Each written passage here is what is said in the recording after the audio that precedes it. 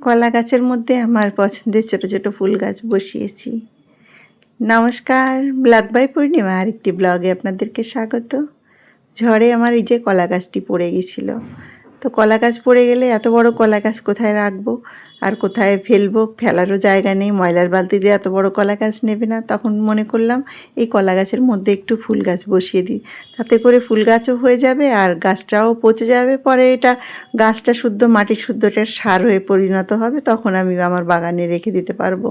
সেই মনে করেই কলা গাছের মধ্যে দেখুন মাটি দিয়ে আমি এখন ফুল গাছ বসিয়ে দেবো। এই যে গাছগুলো দেখছেন, এই যে গাছগুলো অনেকটাই আমার বাড়িতে রয়েছে নানান কালারের। সেই গাছগুলো এনে আমি এখন কলা গাছের মধ্যে বসিয়ে দিলাম। আর বাড়িতে ঢোকার মুখে এখানে সুন্দর ফুল ফুটলেও দেখতেও বেশ ভালো লাগবে। আর এই কলা গাছ তো শুকায় না, অনেক দিন থাকে। এই দেখুন কলা গাছে কত সুন্দর করে ফুল ফুটে গেছে। এই কলা গাছের মধ্যে যে মাটি দিয়ে বসিয়েছি, এখনও গাছটা অনেকটা শুকিয়ে এসছে, তবে জল পড়ছে, এখন মাঝে মাঝে জল দিচ্ছি, বৃষ্টির জলও পড়ছে, তাতে করে ফুলে একদম সুন্দর হয়ে রয়েছে। তো এইভাবে গাছটা ফেলে না দিয়ে আমার কি হলো, আমার কাজেও লেগে গেল, ফুলও ফুটলো আর গাছটা এখন অনেকটা শুকিয়ে এসছে।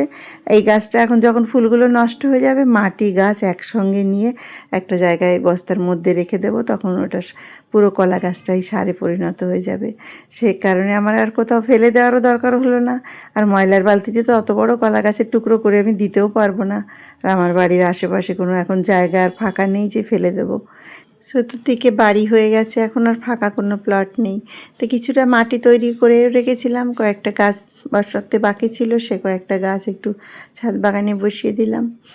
ছেলে মেয়ে কাল গিয়েছিল, বাজার থেকে নিয়ে এসছে সব টুকটাক মশলাপাতি, সেগুলো সব তুলে রাখলাম। আর এই এখন তো সুন্দর আমের সময়, নানান রকম আম আসছে বাড়িতে, সুন্দর একদম গাছ পাকা আম, খেতেও বেশ ভালো লাগে। তাই একটু আইসক্রিম বানিয়ে দিলাম আমের, সেটা ফ্রিজে রেখে দিলাম। আর এটা বেশ খেতে বেশ ভালো লাগে, সন্ধ্যাবেলায় বারও করে নিলাম, সুন্দর বসে গেছে আইসক্রিমটা। তো একটু আইসক্রিম খেলাম আর একটু পায়েস করে নিয়েছি। গুড়ের পায়েসটা খেতে বেশ ভালো লাগে। গুড়ের পায়েস বানিয়ে নিলাম একটু পাটালি গুড় দিয়ে। আর এইভাবে পায়েস বানিয়ে মাঝে মধ্যে অল্প অল্প করে পায়েস খেতে বেশ ভালোই লাগে। তো পায়েসটাও বানালাম, সবাইকে একটু একটু করে এখন দিয়ে দেবো। তো এইভাবে পায়েস বানিয়ে আমি মাঝে মধ্যেই রেখে দিই, খেতেও বেশ ভালো লাগে। কলকাতায় এখন প্রচণ্ড গরম, অস্থির একদম লাগছে শরীর, মানে গরমে কোনো কিছুই ভালো লাগছে না। তবে কাল রাত্রে একটু বৃষ্টি হয়েছিল সন্ধ্যার দিকে, ঝড়ও হালকা হয়েছিল। তবে প্রচুর বৃষ্টি না হলে এই গরমটা কমবে না। এবার যেন একদম অস্বস্তি লাগছে গরমে সবার।